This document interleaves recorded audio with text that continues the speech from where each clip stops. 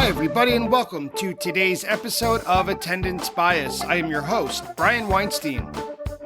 Today's guest is Ian from Montana, who is here to tell about his experience seeing Phish on July 24th, 2015, at the Shoreline Amphitheater in Mountain View, California, where he went from being a casual 3.0 Phish fan to a Phish family man.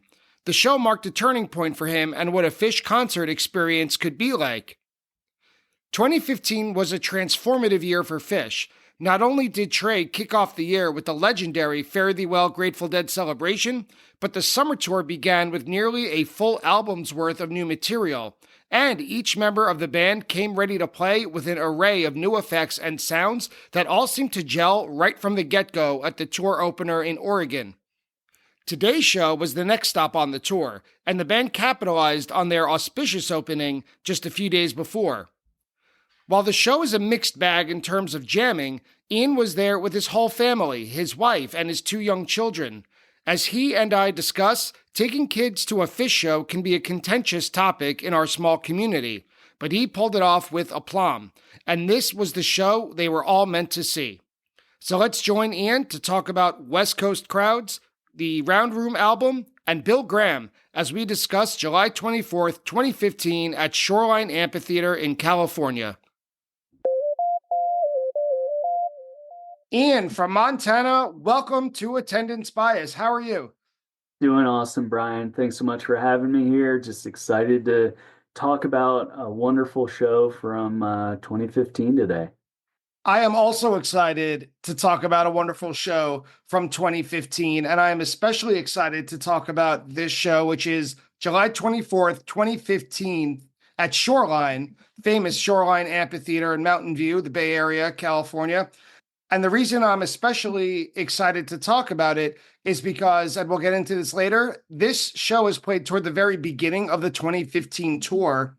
And as we'll discuss later, I was very deep into the tour. Like 2015 was a very important year for me, but the summer tour was very important. But I saw a lot of the shows toward the end of the summer. So I'm really interested to contrast your experience, what it was like to see them at the beginning of this summer to mine seeing them at the end, because it was a very, very exciting year to be a Phish fan. Yeah, absolutely. I had kind of caught the bug recently. We're gonna talk about it in a little bit, but I was pretty excited to be listening to Phish at this point. I'd been really diving deep the previous 6-8 months, and was pretty anxious for these shows. If I remember, they didn't do any kind of like spring tour or anything, so this was really kind of the first shows in quite some time. And I remember streaming the Ben shows and just kind of getting pretty excited for our trip to Shoreline. So. Yeah, they did not play a spring tour that year, and we'll get into why. Trey kind of had his hands full, if we remember, toward the beginning, right, for the first half of 2015. But we'll get to all of that. First, Ian, let's hear about you as a Phish fan with the Attendance Bias Lightning Round. Attendance Bias Lightning Round. Ian, when was your first Phish show, and what do you remember from it? Hershey Park, 1996. It was the last show before the Clifford Ball. My cousin and his friend and I drove out to Hershey, Pennsylvania from Delaware on our way to Clifford Ball. And, for about a year straight, I was getting my hands on any tapes I could at the time, just listening to as much Phish as I possibly could. Pretty young, just 16, wasn't able to really travel too far to go to shows. So this was my first show. And by this point, I really knew a lot of the songs, was really excited. And, this Hershey show really gets overlooked a lot of the times, but it's really strong. A lot of good tunes, kind of a typical warm up before a festival where they're just kind of putting all the songs out there. I mean, there's a great 20-minute Runaway Jim, a You Enjoy Myself, a Tweezer. There's a really kind of unique jam after Wilson in there. So it's a really great show that often gets overlooked. And I just remember having a great time, knew all the songs, was hanging with my cousin, and we were just having a blast. How did your cousin like it? Do you remember?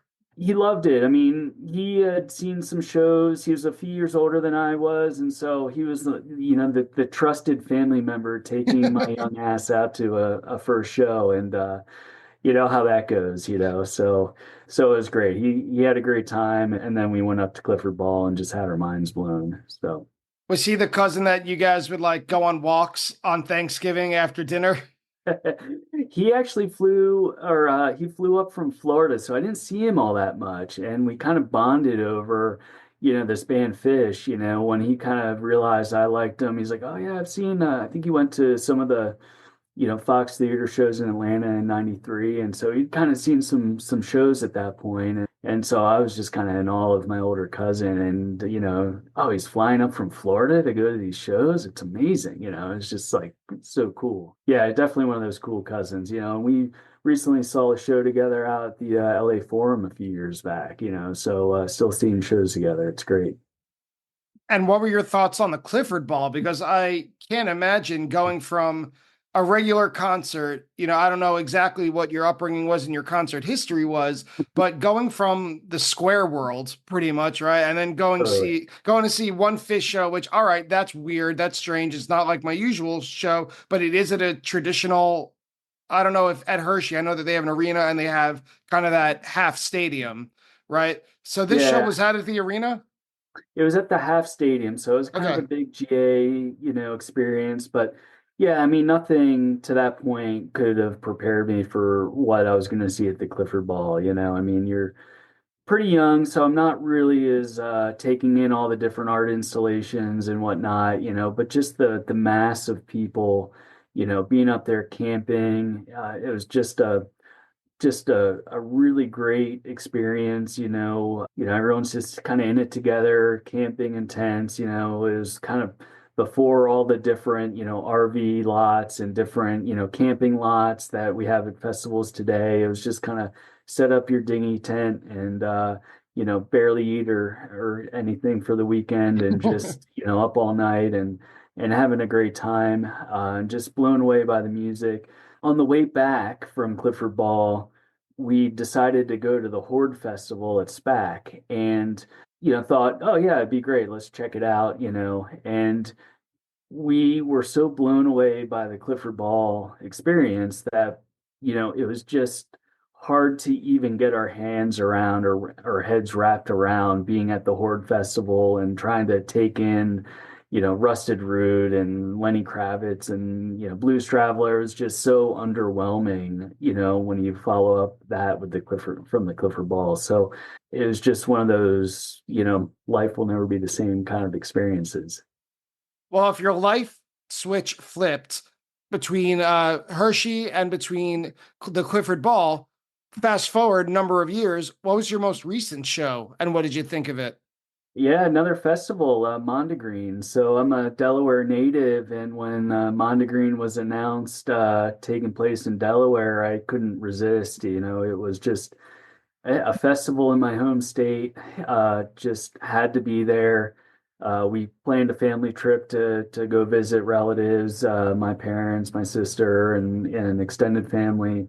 So we took a good solid 10 days to go out and make a trip out of it and take in the festival. And just a stellar festival, great music. I mean, what they're doing with, the art at these festivals is just amazing. We checked out some of the comedy shows.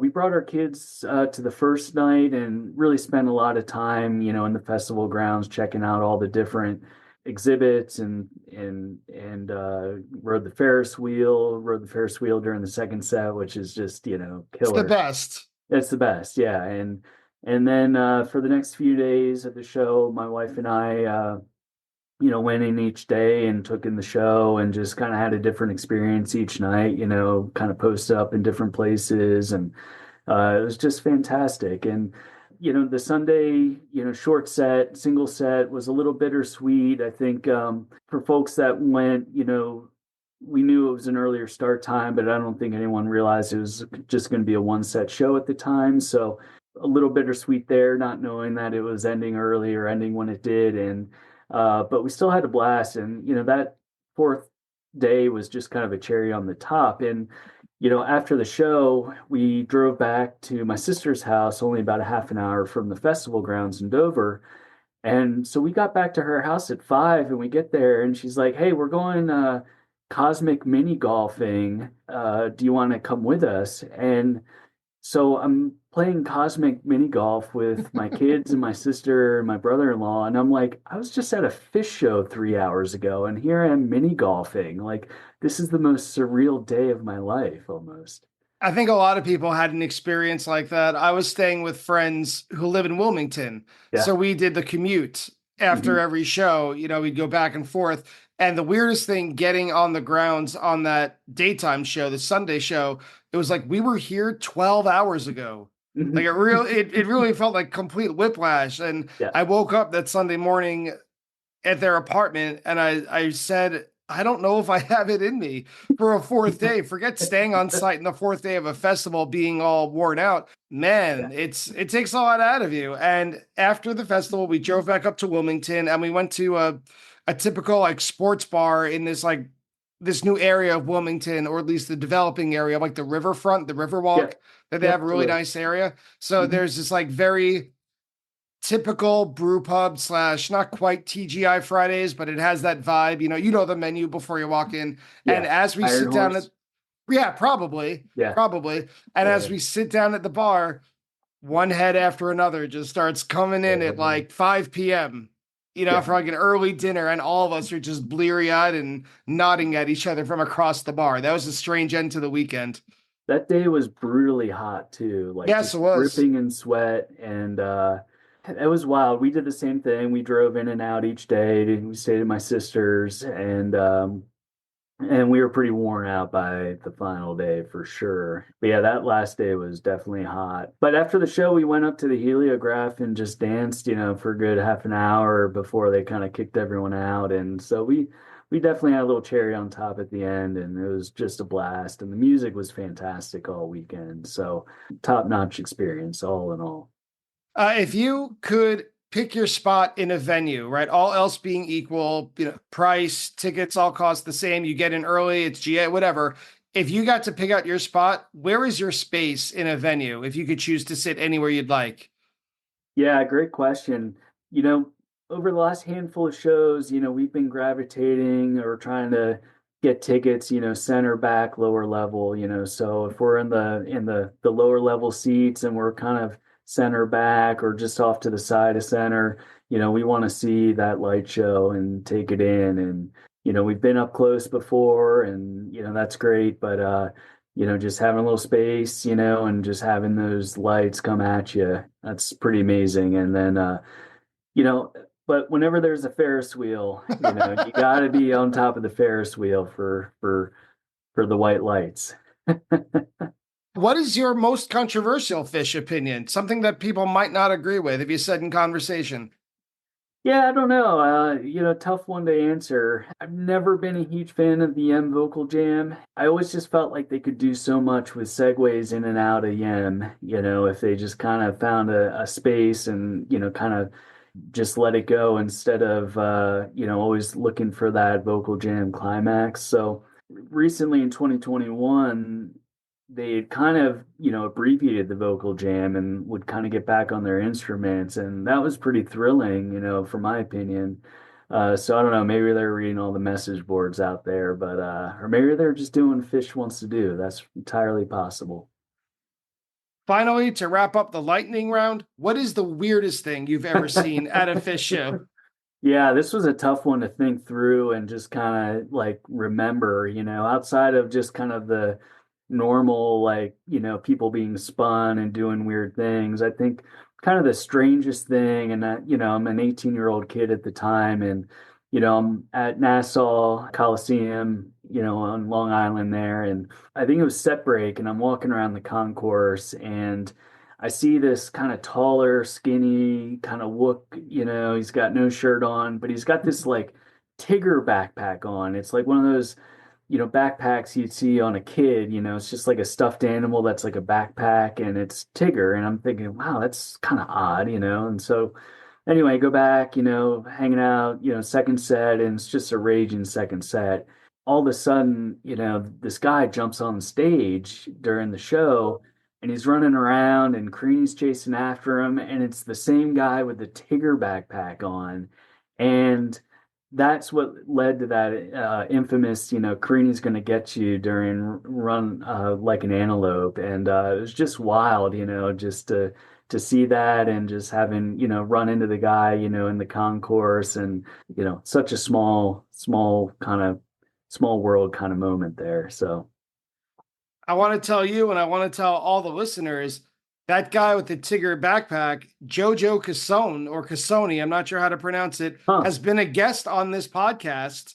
He no told kidding. his story. Yeah, he told his story about jumping up on stage. And now I see him. He still lives in the New York City, Long Island area. I still see him now and again at shows. He's the sweetest, nicest guy you could ever imagine.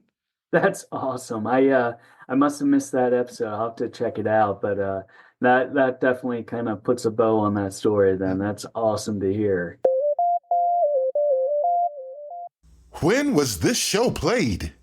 So today's show, played July 24th, 2015 at Shoreline, was part, of course, of the summer 2015 tour. It was played toward the beginning of a long summer 2015 tour. They played 31 shows in all of 2015. If you count the January shows from the New Year's Eve run, because it went from 2014 to 15 in Miami, they played 33 shows. I don't really count them. But 26 of them were during the summer. So 26 out of 31. So if you didn't see Phish during the summer of 2015, all you really had was the New Year's run. But this show in California was only the third show of the whole tour and a one-off. There were no other shows at Shoreline that year. Something really big that I remember during this beginning of the tour was that Phish played a lot of debuts. Overall was No Men in No Man's Land, Blaze On, Shade, Mercury. The lesser played How Many People Are You? The only once played, I think, Scabbard, which was played, I think, during the daytime set at Magma Ball. Another song called Heavy Rotation, which I'm pretty sure is a Mike song, but I don't know much about it. And not to mention the debut of The Slow Llama at Walnut Creek, which happened toward the end of the summer. Most of these songs debuted in the first two nights of the tour at the Les Schwab Amphitheater in Bend. So by the time they got to Shoreline for this third night, you guys were all set up for repeats. And it seemed like, when we'll get to it, obviously, with Blaze On especially, it was kind of like second dates. Like the first date is to check it out and see how you like the other person. The second date is when you have the deeper conversations and you get to know each other a little better. We'll get there, like I said, but that's kind of how I felt about the version of Blaze On at this show. So you were lucky, right, to kind of hear the song once if you had the opportunity. So you knew what they were, you knew what the new song was by the time they played it here. Yeah, knowing that we were going to the Shoreline show, we certainly streamed the Bend openers, and it was kind of like, to your analogy, it was like speed dating. You heard all these new songs, and it's kind of like, okay, which one of these are going to pop up in Shoreline, if any of them? But yeah, you definitely heard those first run throughs, a little abbreviated, just kind of the run through the first go of them. So. And it would be naive of me to talk about Phish in 2015 without touching on what we said earlier, that there was no spring tour. Obviously, the first half of the year was consumed with Fare Thee Well, which was announced, I believe, in January. And it just drove the whole kind of jam band scene, the whole world of Phish and Grateful Dead fans into overdrive. As you could tell, that Fare Thee Well was kind of the, if not the peak of the year, it was certainly, enough has been said about it, but it was certainly a big flowering of what we all hoped Phish, or Trey, I should say, was capable of, because he was practicing like crazy, which then led to how they were so tight right from the get-go at the beginning of the 2015 summer tour. Also, they had almost an album's worth of new material, Trey being completely prepared and rehearsed, playing to a stadiums full of people. It was just one of the best tours that I could remember of the past 20 years or so. Listeners to this podcast know that in the summer of 2015, I was coping with some personal issues. I was recently divorced, and I decided to spoil myself. I went to Chicago for Fare Thee Well. I went to go see Phish in Nashville at the beginning of August, went to the Man for both nights, Merriweather Post for both nights, and then straight to Magna Ball. So I was going through a lot, and the summer tour was kind of my way of processing. And I could not have been more pumped for a tour to start. So right now, I think 2015, along with 2017 and 2024 question mark, is probably the best year of Phish in the, I don't know, 3, 4.0 era. But who were you and what was your context for the summer of 2015? What brought you to this show in Mountain View? Yeah, thanks, Brian. Yeah, in the summer of 2015, we were living in the Seattle area at the time. We had been there for we lived there for about 5 years, and we had our children there. So in 2015, we had a 2-year-old and a 6-month-old on our hands. And the previous October, my wife and I had gone to see the show in Seattle, and it was my first show since 2009 and my wife's very first show, even though she liked Phish and, had tickets a long time ago to see a show and it didn't pan out. But nonetheless, it was her first show and my first in 5 years.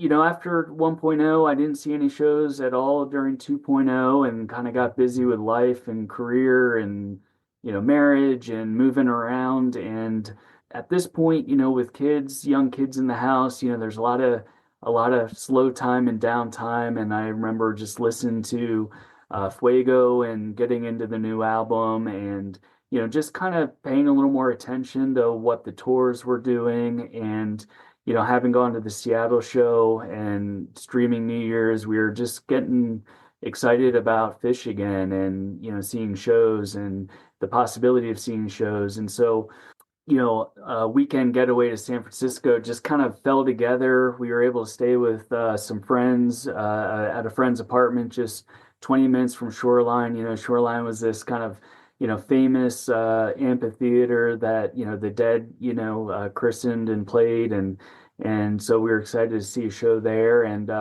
And rumor decided has it that if you look at it from overhead, that it kind of resembles the Steely, right? Have you ever oh, heard I've that heard rumor? that. I don't know how true it is, and I've seen the overhead pictures. I don't know if it really matches up or if it's just wishful thinking. I don't know if Bill Graham was involved in the Mm, design of it, but I know it yeah, certainly was a Grateful Dead kind of home turf. yeah, absolutely. And so it just always had this kind of mystique, as I considered it. And so we, this kind of weekend all fell together, and we decided to take the kids and make a weekend out of it. And yeah, we were just in for just a hell of a good time. And finally, before we break down the show, why did you pick this show? Because you reached out to me to be on the podcast. I was happy to have you, but you said that you saw a lot of shows in 1.0. What about July 24th, 2015, right? A fairly recent show talking about the whole history of Phish. What about this one stands out to you as opposed to any number of other shows you've seen? Yeah, seen some great shows, been fortunate enough to be in the right place at the right time for some classic Phish shows. And, folks have talked ad nauseum about them and certainly had some great experiences to share, and talk about as well. But this one really kind of sticks with me as I, look back on different shows I've been to. And I look at this show as kind of the show that really got me back into the band, after not seeing any shows in 2.0 and just seeing a couple in the early 3.0 days. It was going to this show that really kind of got me enthused about, oh yeah, this band is really doing some amazing things again. They're writing new music. They're really kind of pushing out, the jams again.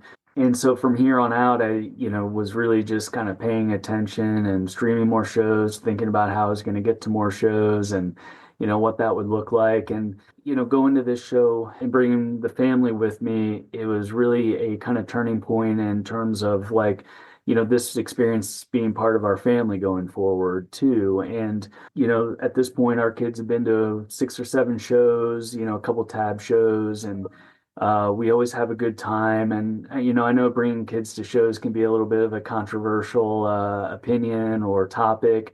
We always kind of hang in the back of the lawn and stake out some space. There's usually other kids and families back there, and we go with pretty low expectations. If we have to leave early, we leave early. We're not going to put, ourselves or our experience over, the safety of the kids and the family. But the kids have a blast. They enjoy, the shows. They know a lot of the songs. For me, this show has kind of been a turning point in terms of, how I enjoy Phish these days, and making it a little bit more of a family experience.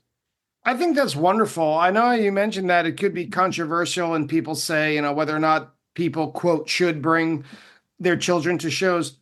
I think as a fan base, I've literally seen this kind of evolution where it, like you said, it's usually toward the back of a lawn or the back of a venue. At Mexico, it's toward the back of the sand, if you could believe it. And people set up these like perimeters of glow sticks for the Totally. kids to dance. All the parents just kind of hang out right outside those glow sticks, literally giving the kids their space.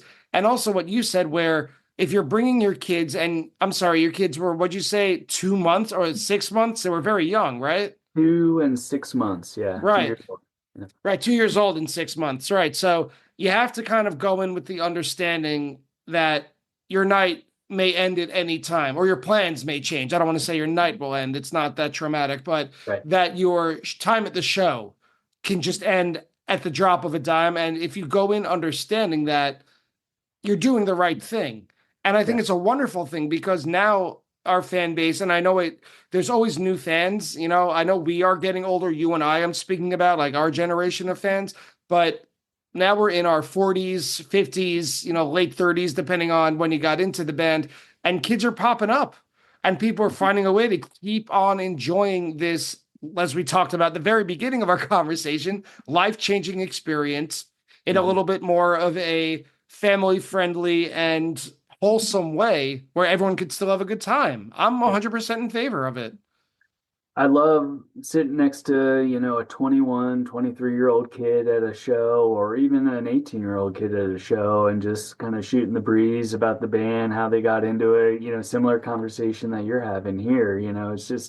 It's awesome way to connect with people across, different age groups, and then just seeing, your kids kind of like just take in the light show, and be amazed, or hear a song that they've heard me play at home, and those are cool moments. And yeah, we always create we always have a blanket. It's their safe space, where they can just kind of chill out if they're feeling overwhelmed, or where they know that they can be, and that we'll be watching them. And so yeah, we've always had a blast doing it. So, but we also enjoy leaving the kids with grandma and going to see a show ourselves. Well, sure, mom and dad need their time too.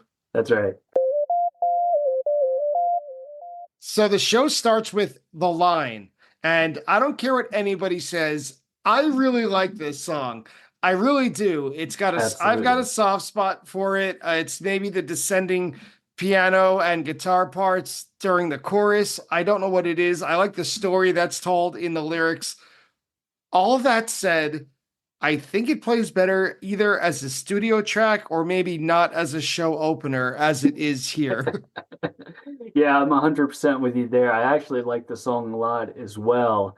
I don't know. I think they were trying to riff on Shoreline, the line. Maybe, yeah. And, so I just remember it kind of starting up, and it's kind of just has that little sleepy kind of, introduction, that just kind of plods along a little bit. But it does build into a nice tune, a nice song, but totally not the opener you're looking for at a show.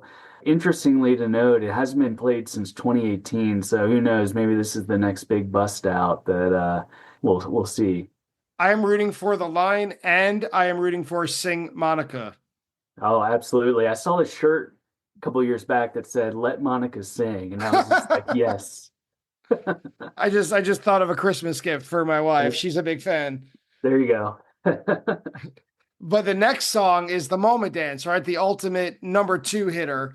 They're always Absolutely. playing the Moment Dance in the second spot. When you chose this show and I was listening to it, I got to check Phish.net. I don't know if there's a way to look up this particular statistic, or I'll have to tag Zizix on Twitter just to find out, is Moment Dance the song that's most commonly played second in the first set specifically? Overall, this one, at least in my opinion, is nothing out of the box, but there is good, strong guitar soloing with just like good, funky, let's ease into it. Almost like this is the real opener.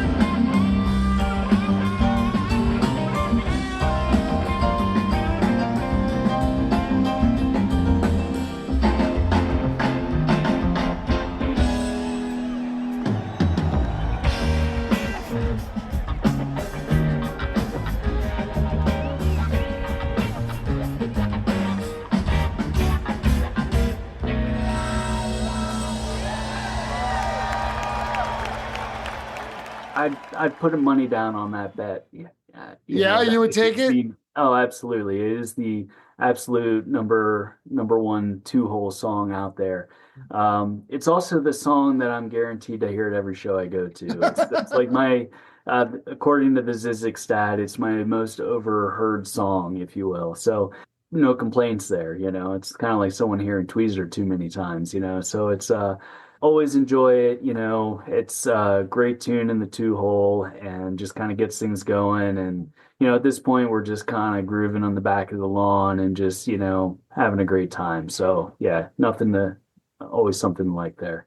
So I've never been to Shoreline. I do love the Bay Area. As I've said on this podcast, my wife is from San Francisco. So over the past 9 years or so, I've become very familiar, I guess I could say, with the Bay Area in general. But we're almost always visiting during Christmas and only occasionally in the summer. So I haven't been to a show there. How is the scene on the lawn at Shoreline?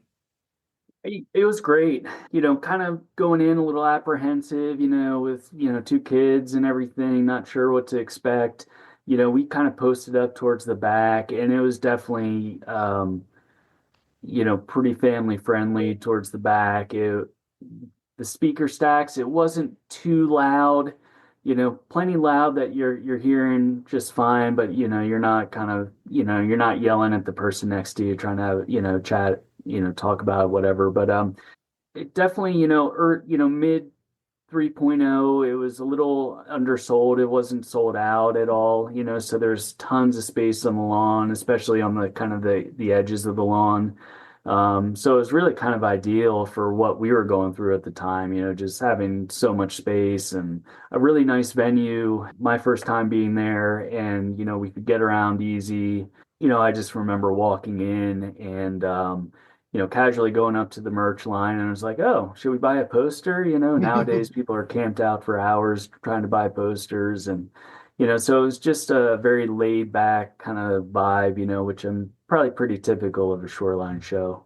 Love West Coast Fish. Yeah, absolutely. So after the Mama Dance is Kill Devil Falls, which by this point, 2015, it's been established, right? Kill Devil Falls is usually played in the first set. I don't know if by this point there had been kind of a blow it open jam vehicle version of it. I know that since then there have been like Kill Devil Falls is Yeah. who knows what's going to happen. It's still not a crowd favorite. You can almost hear the crowd not quite hush, but there's not a huge response when this version starts.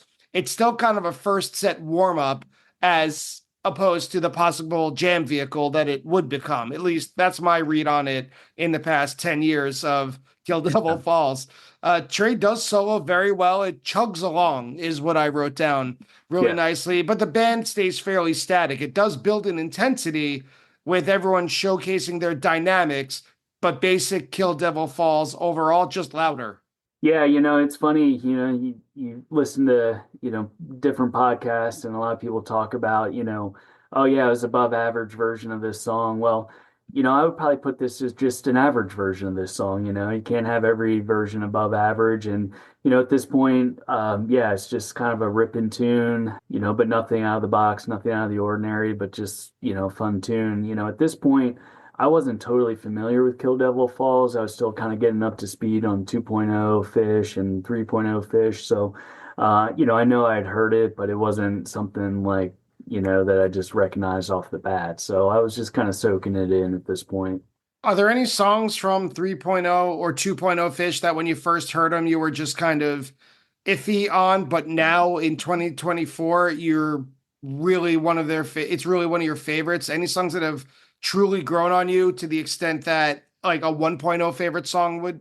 Yeah, no, that's an interesting question. I've never thought of it that way. A couple songs that come to mind, Waves and Seven Below, those are tunes that I just really enjoy, if they're placed right in the set, can really kind of bring you to some cool places and, have some kind of cool melodies to them.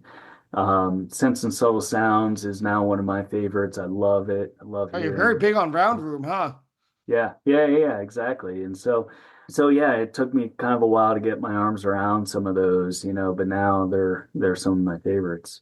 And this first set sticks with that newer song vibe, other than the Moment Dance, which originated, of course, in 1997, right, as Black Eyed Katie with the Right. Moment Dance in 98. Other than that, it's still sticking with very new songs because after Kill Devil Falls is Yarmouth Road. There was a really long pause between those two songs. And I have to be honest, I'm a big fan, obviously, of Phish, and I'm always looking on the bright side. I do not like Yarmouth Road. I don't think they play it well. When I was listening to this show straight through, I am not sure how thrilled I would be with this show so far if I were there in real time. Nothing really is a huge downer. I don't mean it like that, but I'd Yeah, kind of still be waiting around for something big to happen. that's right. And according to this recording, and it very well may have been different. That's what this podcast is about. If you were there, there's absolutely no reaction from the crowd.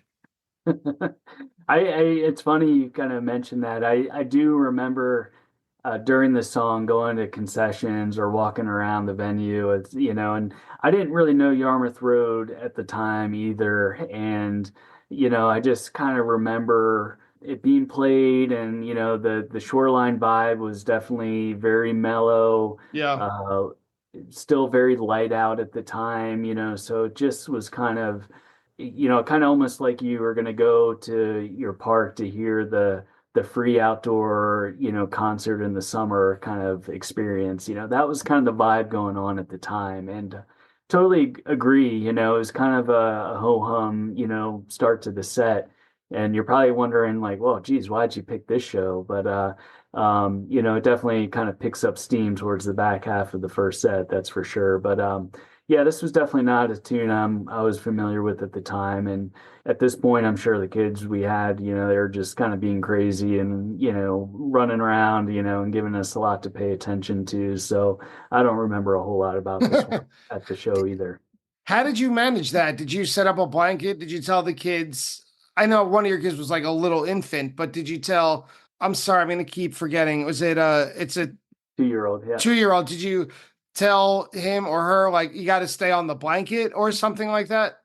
No, we have our blanket, and we just kind of kept him nearby, kept an eye on him, had a ton of snacks, so he knew where the food was, and oftentimes that's where he would be. So yeah, we were pretty active, in terms of keeping an eye on him, and a lot of the times you're holding hands, and dancing and stuff like that. So you're pretty close with him the whole time. We had our 6-month-old mostly in a carrier for a lot of the Yeah. show. Yeah. I got to ask, what kind of snacks did you have?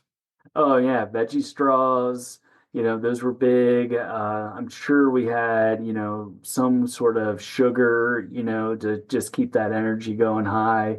I'd have to go back and really think about that. But, So- no shortage of snacks, that's for sure. That's my favorite part. That's my favorite part of being near a family, or at least someone you could tell is, and I'm sorry to stereotype, is a mom. Because when they're Totally. digging through their bag, they're gonna have a snack. It's not always for me, right? But like one Always time, prepared. always prepared. And it was always, I think there's this one time, it might have been this tour that I saw a show with my friends Laura and Steve at the Man. And during set break, she like handed me a couple Starbursts, which I know now is kind of a stereotype that, set break Starbursts. But Mm, oh man, entire universes or galaxies opened up. All yes. I needed was a Starburst. Who knew? Yeah, absolutely. And even today, kids are a little older. We go to shows, and there's always a pocket full of candy, and one of the Yeah. kids is, and he'll hand me a piece during the show, and I'm just like, oh, how did I do shows before having little bits of candy? Yeah, nothing makes a show better like Sour Patch Kids, one of the little packs of Sour Patch Kids. And I say that as a type 1 diabetic. I could always go for it. Right. Anyway, after Yarmouth Road, after the kind of ho-hum vibe, Undermined starts Yeah. up. And I know this isn't a favorite of a lot of fans. A lot of people bag on Undermined. So we're still in this. I know that it was on 2.0. It was on the album Undermined, which was in 2004, but they didn't debut it until 2009. So we're still in this 3.0 miasma. of songs. And I know it's not a favorite of a lot of fans, but I am a drummer, so I am always excited to hear Undermine. Like, there's a good organ solo. It must have sounded great, I imagine, on a summer night, whether the sun is on its way down or further along. And then a guitar solo. And I thought while listening, this has been kind of a paint by numbers show, like song after song set list. But then when the drum fills start at around 6 minutes, I'm just, this could be anywhere, anytime. Yeah.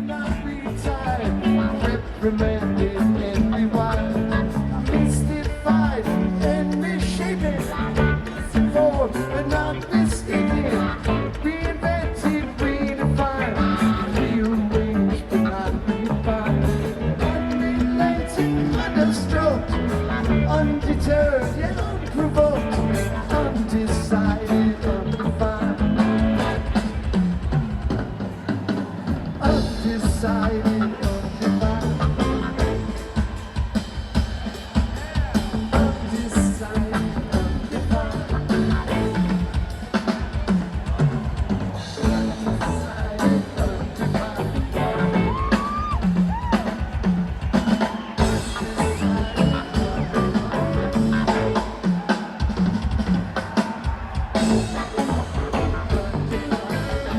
You know, at the time, wasn't super familiar with Undermine. I enjoy it. You know, like you said, the kind of opening drum riff is just a really cool. You know, Undermine's one of those tunes. I'm never thinking about it as I'm going to a show, thinking, "Oh, I want to hear Undermine." But whenever they play it, it's a pleasant surprise, and just always enjoy it as well. So I don't have a ton of recollection of this one in particular from the show itself, but you know, at this point, I'm definitely an Undermine fan as well. And then when you mentioned just a minute or two ago that the song picks up, or the set picks up steam toward the back end, I have to imagine this is where it begins, because after Undermined, they play Free into Reba. And wow, what a nice combo this is. I thought that the beginning of Free, I wrote down that it's a tonic for this part of the set after the last few songs. Yeah, absolutely. The opening riff of Free, it was just kind of like, okay, here we go. Was enjoying the tunes to that point, but definitely to your point, it was just kind of paint by numbers, one tune after another, you know, mostly unfamiliar songs to me at the time. Free is one of those classics off Billy Breed's. You know, I've been listening to it forever, and always up for Free, and just that opening guitar riff is just classic. So definitely enjoyed it. Nothing crazy here. You know, I don't know at the time, you know, how long it was off the top of my head, but you know, pretty standard version if I remember, but still always a rocker. But yeah, that Reba, you know, that's something to talk about. Yeah, this Reba sounds great. There's no other way to say it, at least for me. Like, the composed section is basically flawless. And then the jam starts at around 7 minutes. It's very mic forward. Yeah. And Trey follows Mike. And the sound on this audience recording is excellent. And I thought that part was specifically unusual in a positive way, because normally it's Mike that follows Trey. Trey is the one that leads it, but the bass is so heavy on this version of Reba. And then Paige plays a great piano solo following Trey at 9 o'clock, and then 9 o'clock at 9 minutes. And then by the end, around 11, there's just this big old school Reba peak. Like, it could be 1994 for all we know. And this is when I thought this set is really at a high point right now.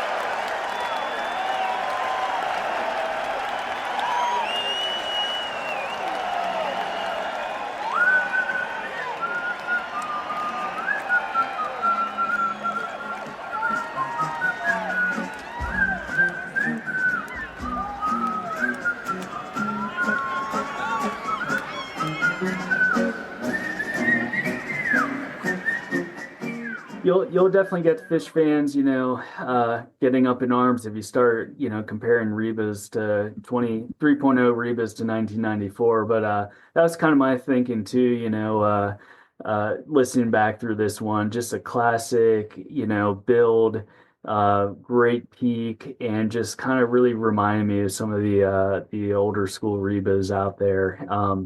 You hit it nail on the head. The bass is really good in the mix on this one. So Mike really comes out great, and all in all, just a really solid Reba. And they close the set. We're already at the end. This is a fairly short set. I think it's like an hour and about 10 minutes or so, Mhm. with 46 days, which is more Trey and Paige kind of echoing one another with huge rock star peaks around 4 minutes. Nothing that we haven't heard before, but the whole band gels at about 5.5 minutes. And that really gets me excited.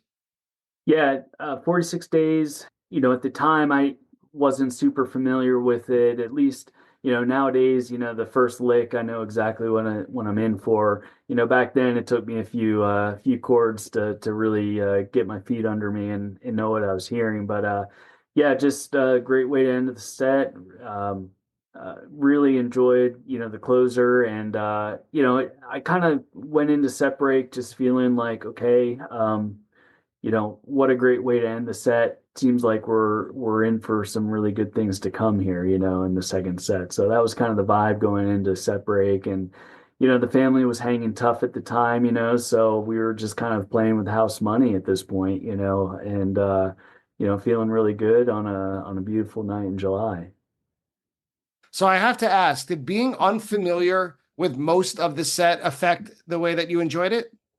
Good question. I definitely remember thinking like it was a pretty ho-hum kind of first set outside of a few highlights. Going into a Phish show, you always have those expectations of what you want to get out of it or what you want to hear. And I think, over the years, you kind of lessen those expectations. But I think, you always hear the show you're supposed to hear. And, Yeah.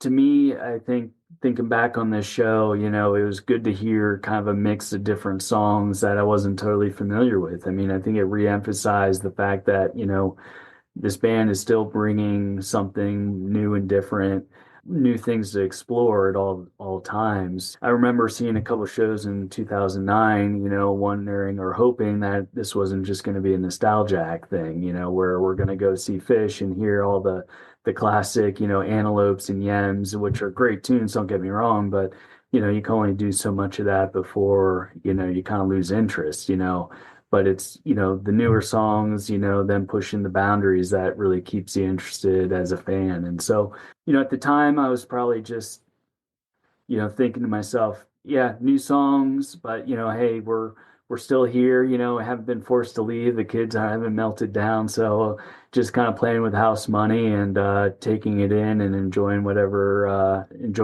we get to hear. Hi, everybody. Brian here to welcome you to the set break of today's episode of Attendance Bias. First, thank you for listening. And second, just a quick reminder to tell you that even though Attendance Bias comes to you for free, it does take a lot of work and it does take quite a bit of money to keep the lights on here at production. So I just wanted to ask a small favor if you could support the podcast in any number of the following ways. If you could leave a review or a rating of it on whichever podcast app you use. If you could spread the word, telling a friend or someone you think may be interested in it about it. Or probably the most concrete way is to go to www.buymeacoffee.com/attendance-bias and donate however much you can financially to help with the continuing costs of Attendance Bias. So thank you again so much for listening, and I hope you enjoy the second half of today's episode. Set 2. Set 2 begins with Blaze On, which is the song of the summer in 2015. This was an instant fan favorite. I remember that in 2009 when the band first came back, the part you were just talking about, the part of their career you were just talking about. I remember some of the songs like Kill Devil Falls or Joy, for example, which they play later on in this show, didn't quite grab the audience very much, but Stealing Time from the Faulty Plan, I remember at least the chorus, got a blank space where my mind should be. everyone loved it Yeah. right away. And this summer 2015 tour, people had to get used to all the new songs, but Blaze On is instantly likable. It's the guy at the party that shows up and everyone wants to start a conversation. Yes. Yeah, I remember listening to this and also No Man's from the Ben shows, just thinking, "Oh, we got something here." Yeah. This is something to to really sink your teeth into. And yeah, so when the opening chords of this one started up, I kind of knew it was Blaze On and was excited to hear it. I was like, "Oh yeah, I just heard this the other night. They're playing it. That two opener. Maybe they take it for a ride." Was excited to hear it because just like you, it was like, yeah, we got something here. Catchy tune, great chorus. This could be a really fun song going forward. Do you remember what the reaction was like? Because I remember thinking at the time, right, this was only the second time they've ever played it live. And this version, it's lively, but it's not particularly innovative, which, obviously is not the expectation for a new song. And like the kids might say, it does cook though. But it does take a left turn about 11 minutes in. It becomes spacey. Mhm. It's not solid, but I like it. So do you remember how the audience reacted to this new song, not quite pushing crazy boundaries, but also not staying within its defined boundaries? I think you hit the nail on the head. It's definitely stretched out. They're definitely being intentional about, stretching it out. They go back to kind of the Blaze On coda or lyrics, around the 8 or 9 minute mark, and then they kind of push it beyond that, and it kind of deteriorates and plods along a little bit. Plod's not probably the right word, but like you said, nothing too innovative, and there's no white light peaks or anything like that. And so I remember the crowd kind of being into it, but it wasn't putting your hands up over your head, kind of peaks. And so the West Coast crowds tend to be pretty patient and listening, and good audiences. And so there's definitely people kind of taking it all in, but it wasn't shouting at the top of your lungs, kind of jamming at this point. But certainly, love seeing them kind of stretch it out and, try to really take it for a ride. So, And it's a great way to get a set started. And talking about putting your hands on your head and white light jamming, the next suite of songs really pushes the boundaries. It's kind of a complete inverse of set one. This absolutely. set is, right? Because after Blaze On, which is, like we said, on the rails for the most part, but still, showing we could push this there. Twist comes on. They play Twist, and this one really goes. This gets dark and dirty very quickly, with Trey heavy on his effects, and Mike's tone has a lot of attack to it. It gets kind of dissonant, and about 8 minutes and 45 seconds in, it's still type 1 Twist, but it's like really weird, psychedelic type 1. And the second I thought that, they're totally drift off into weird, formless, mic-driven territory, like very drifty music. Page, like the whole show has been, playing beautifully on his piano. And I don't know, by 13 minutes, they're just full on jamming.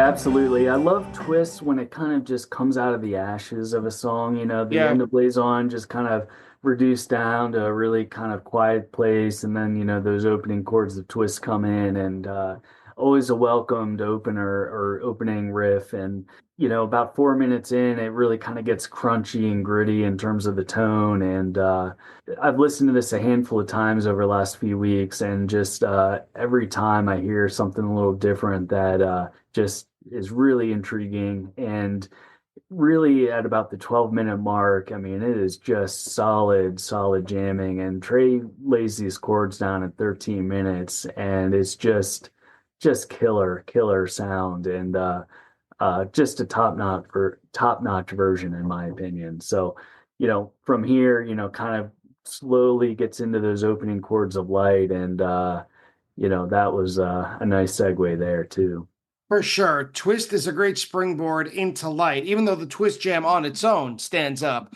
Yeah, I like this one. I like it better when I listen to it again, right? It's good the first time, it's better the second. And then Right. light, the chords are kind of abrupt, which it almost always is with light, but something about, I don't know, something about this version of light. And you mentioned earlier, you commented on how I compared the Reba from this show to maybe a 94 peak, right? That old 1.0 fans like us might get a Right. little itchy about that.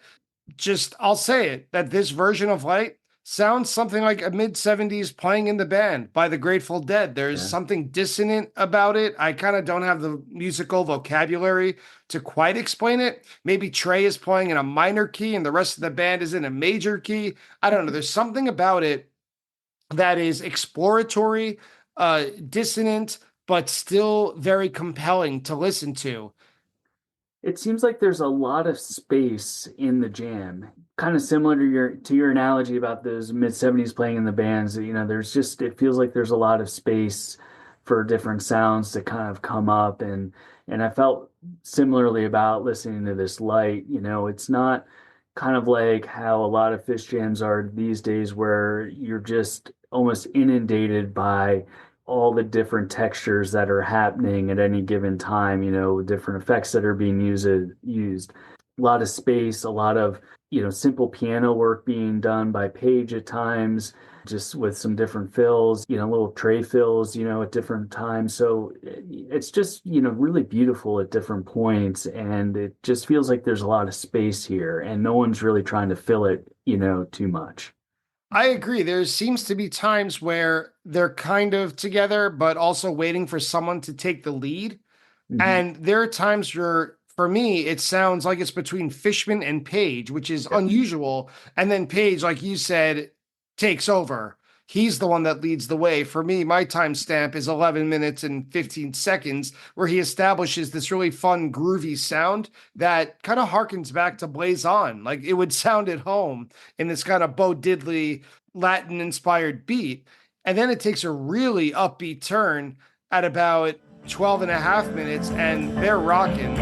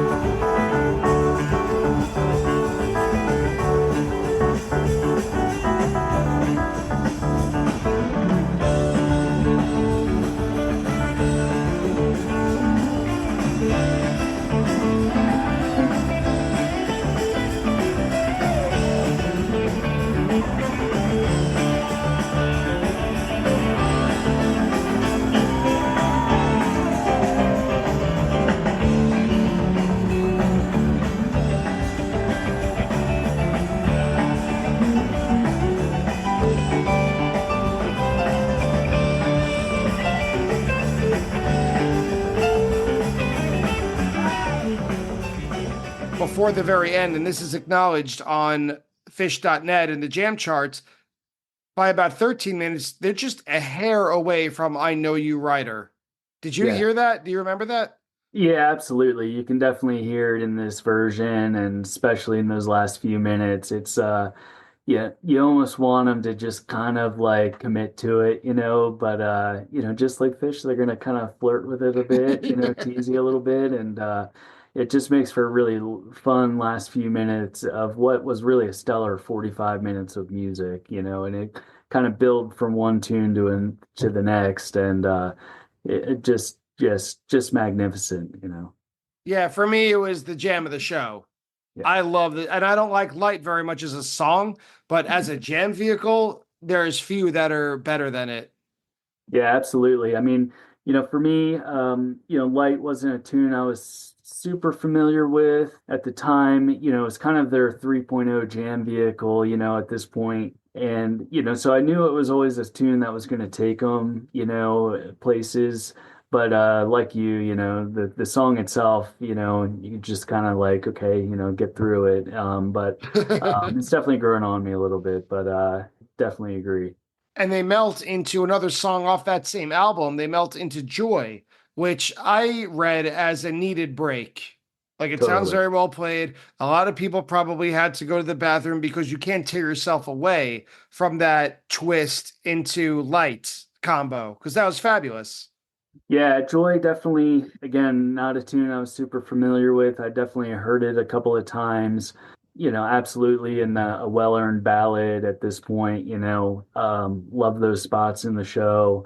And I think it was a good call at this point in the show, and definitely enjoyed it. So, And then they kick off the fourth quarter, right? We're at the very end of the show now, not quite the encore, but closing the set almost with Harry Hood, which is a great call. So if Joy kind of let the air out of the room and kind of let everyone cool off, including the band, I would imagine, Harry Hood just builds everyone's expectations back up in a positive way. The jam starts poking around at 6 minutes with this, again, Paige and Trey. Paige is everywhere on this show. He is totally. definitely the MVP. Absolutely. And it gets real quiet at 8 minutes. I thought it's not quite aimless, but there's not a lot of direction. And then all of a sudden, at 10 minutes, Mike has these huge bass bombs, which inspires, I think, Trey to get a little grittier. And they just kind of get together, and it's between Mike and Trey with these big sustains and soundscapes toward the very end. This is a beautiful version of Harry Hood.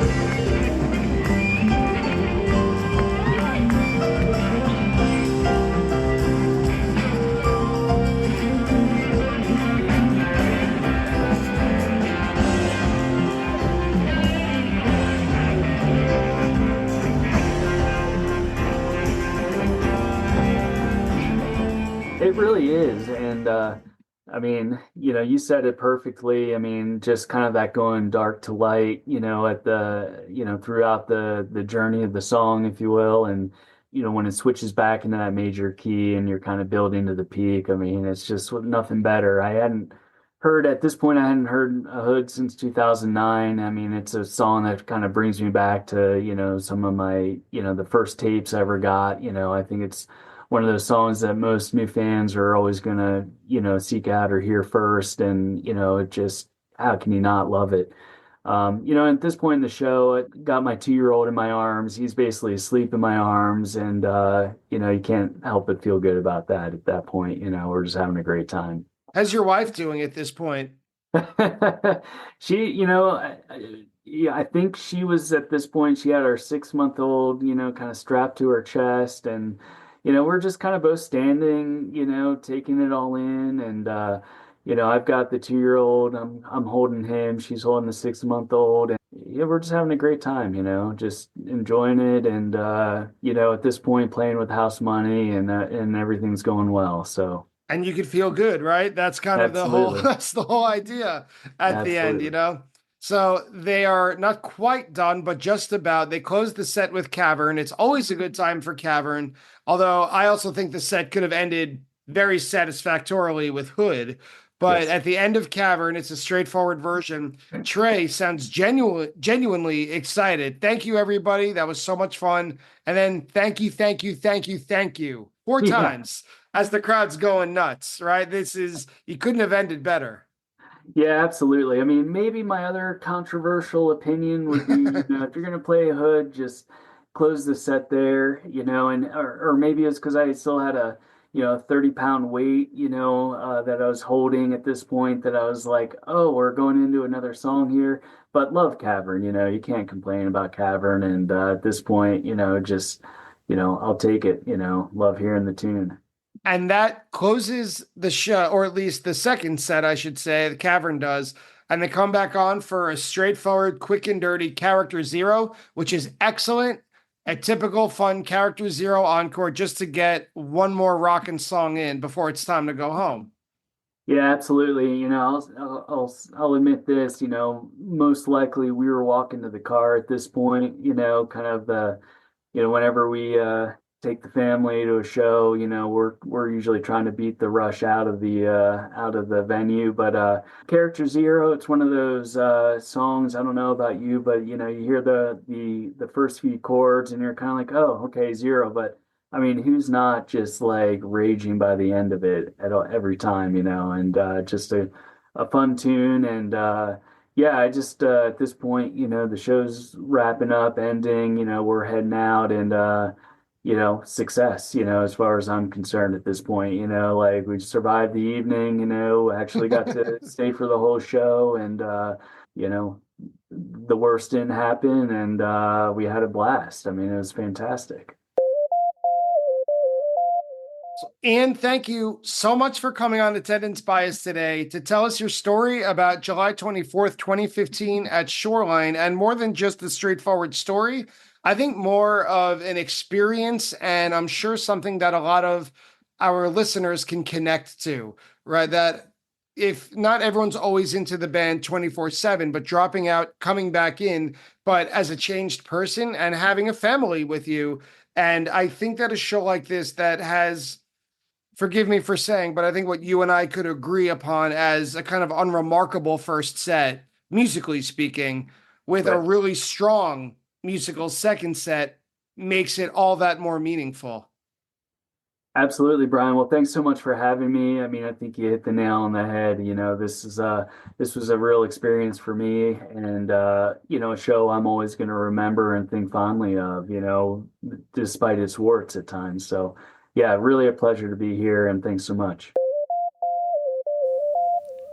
And that's it for today's conversation with Ian from Montana about Phish's summer 2015 show at Shoreline Amphitheater. Today's episode was a bit shorter than the usual episodes, but that doesn't mean we can't double-check everything to make sure we got it all right. Attendance bias fact check. Ian's first show was at Hershey Park Stadium. He mentioned that it was the last show of the tour before the Clifford Ball, and the date of that show was August 14th, 1996. On the other end, on the way home from the Clifford Ball, Ian and his cousin stopped at SPAC to see that year's Horde Festival.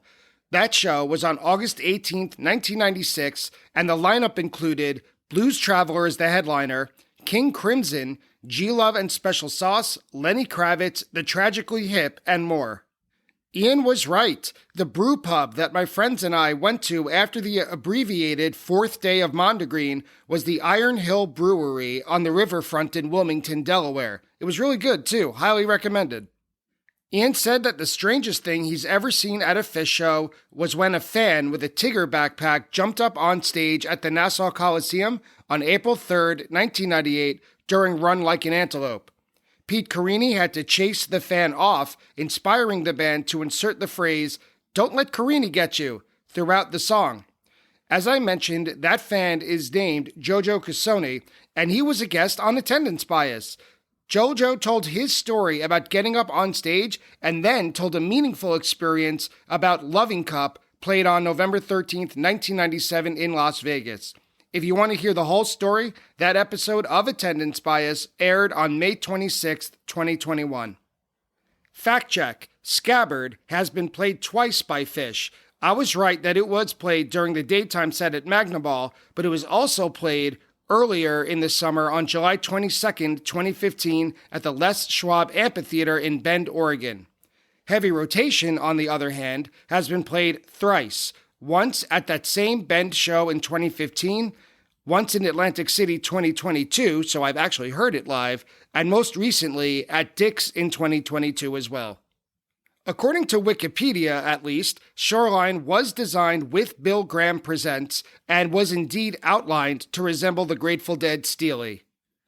And finally, Ian mentioned that The Line was last played in 2018. He's right. The last time the song was played was on October 21st, 2018 at the Hampton Coliseum.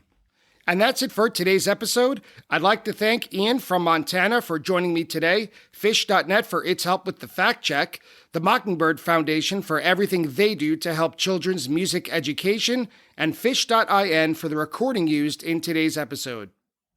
If you enjoy Attendance Bias, please support the show. You could leave a rating and a review of it on your favorite podcast app. You could follow Attendance Bias on social media, and you could go to www.buymeacoffee.com/attendance bias and donating anything you can. Every penny helps. Thank you so much again for listening, and I'll see you next time on Attendance Bias.